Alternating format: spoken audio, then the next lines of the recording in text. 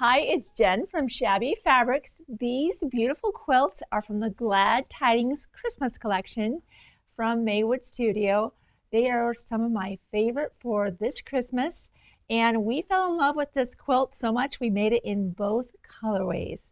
So you're able to grab your favorite colorway, or maybe if you're super ambitious, you make one of each color. It's so striking in the black, but then again, it's so bright and refreshing in the white. We just, again, couldn't decide and made them both.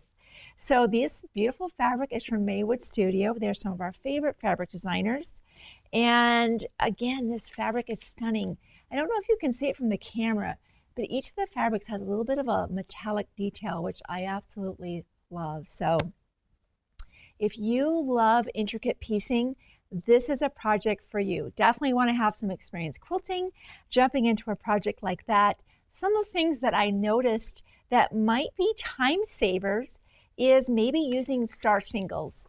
And what star singles are they make 8 half square triangles at a time, which will definitely help speed up the process when we're making these beautiful star blocks. So it's just something that I want to suggest that if you are going to jump in and grab a kit, it may be something you'd like to consider, the star singles, because they are a time saver in that they produce 8 of the half square triangles that are needed to build this beautiful star block. Some other things that you might want to consider on a project like this, again, all piecing, no applique, is definitely a nice suite of rulers. You of course want to start off with your biggest ruler, cutting your main fabrics, and then as you're starting to get into smaller parts of the quilt, you're naturally grabbing for a smaller ruler. It just works a lot better that way. So I've got a couple of rulers with me. I'll just quickly go over those. Of course, the 16.5 and 24.5 by 24.5 inch ruler, I will do that to initially cut my fabrics and certainly my border strips, because you want that good long stretch of fabric. Oh, and by the way, we have specifically configured our kits so that our borders will be uninterrupted. I love that aspect of having my borders have an uninterrupted visual border. So this one we made this way, and this one we were first piecing some of our width of fabric strips, and we just noticed some unsightly seams. And I'm like, you know what, let's cut our borders just a little bit differently so that when you're getting your kit, they're just beautiful, long, continuous border strips, and you don't have to do any splicing, which I love that.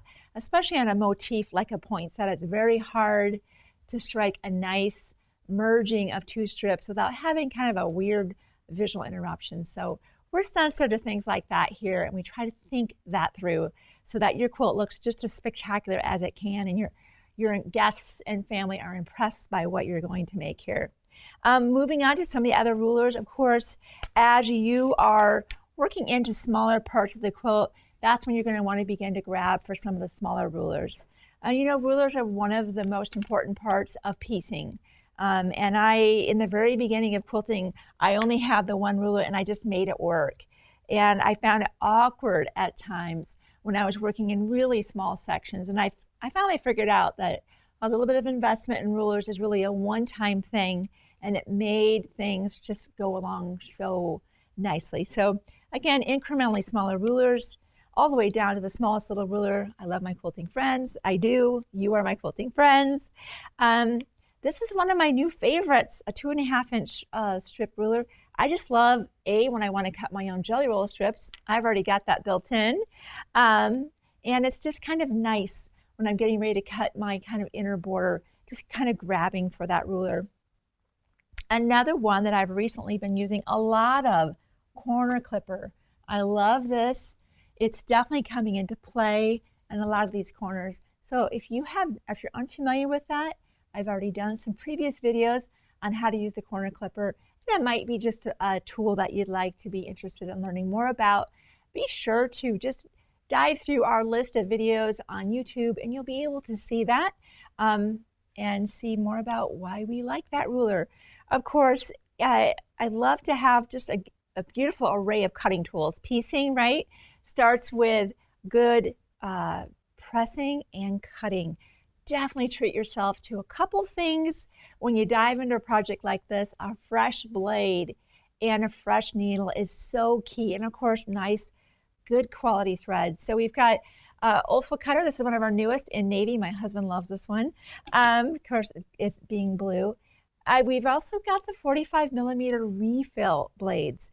Definitely, that is just such a treat to be able to have a fresh blade when you're cutting your fabrics and you want them perfectly cut, because you need that good, perfect cuts end up with more likely to have a perfect quilt, or close to perfect, right?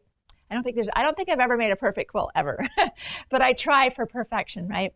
One blades or 5. If you're doing a lot of piecing, grab the 5-pack. If you're not doing a lot of piecing, maybe the 1-pack is good for you. Definitely a fresh needle in your sewing machine. I forget that.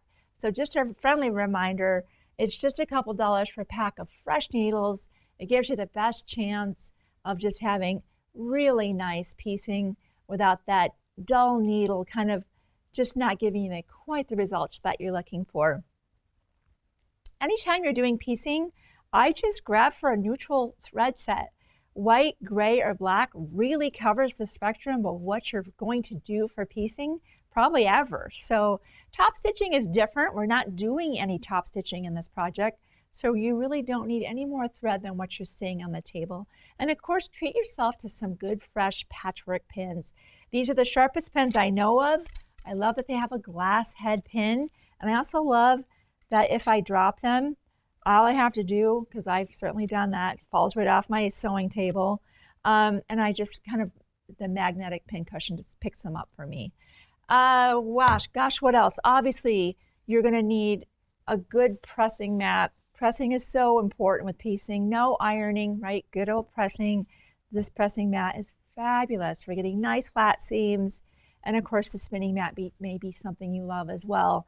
As you're clipping things and turning things, you don't have to move the fabric. You can just move the mat by rotating it. So naturally, marking tools, you might need to draw a line, all of those things that you would expect. And then if you love to put your binding on with Wonder Clips, which is my favorite, I don't pin those anymore, be sure to grab some Wonder Clips if you don't have those.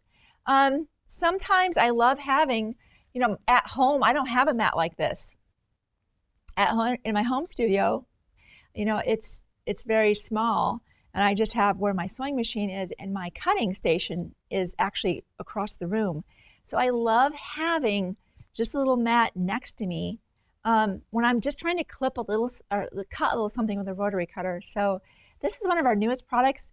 It's like $8. It's so nice to have this. I'm not up and down, and I'm also not digging into my main mat, which is obviously a lot more expensive. So something you might want to think about, just to have another little mat.